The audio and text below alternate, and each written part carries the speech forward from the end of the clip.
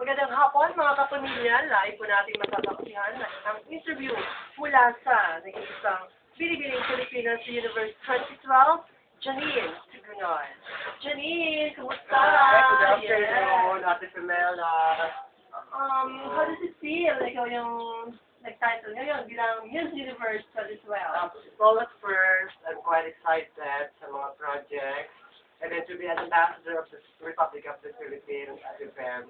But then, minsan, nagugulan ako kasi minsan sinasabi dapat lumadestroy ako bilang Miss Universe.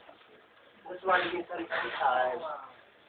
Eh, sino naman katulad nga nag-ministra, di ba? Pero naibalik mo din yung kanyang corona at Miss Universe. Kalita Tama ko. ka din, Ate Pam. Ngayon po, meron ako upcoming projects dito sa ABS. Sana po, supportan ninyo guys, together with Mr. John Lloyd Cruz. So, ano yung title nito? Isa po teleserye ito. Ito po yung papalit sa Malacanga. This coming October 23.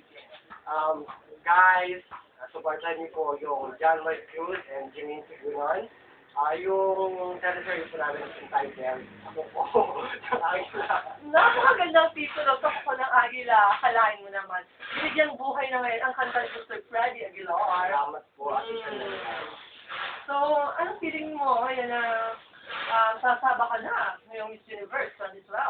Sa una po, medyo may kababa po. Pero sa susunod po, mga December, kasali po kami sa Metro Manila Film Festival. Talaga? So, Meron po kaming pelikula.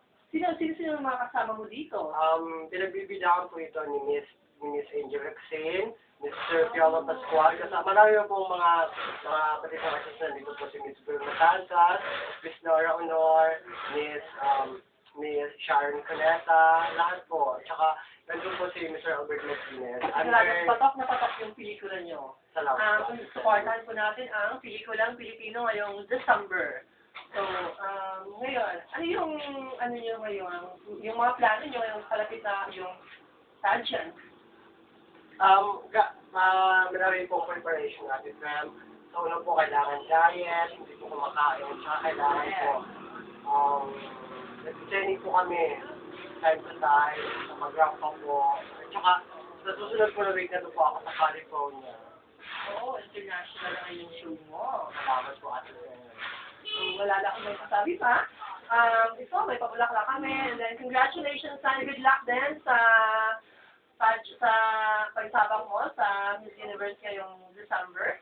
Sana manalo ka kung makuha mo yung title. Maraming salamat po, Ate Pam. Tsaka bago po, nais pong bita ng lahat. Mamaya po nandun po ako sa Trinoma, tsaka po po na sa Robinson's Galleria, together with Mr. John Lloyd Cruz. Salamat po. Bago po ang lahat, gusto ko naman pasalamat sa Valo Medical Group. I contact my contact and then, yun last, maraming salamat. At pagbabalik pa po ang Debad! Huh?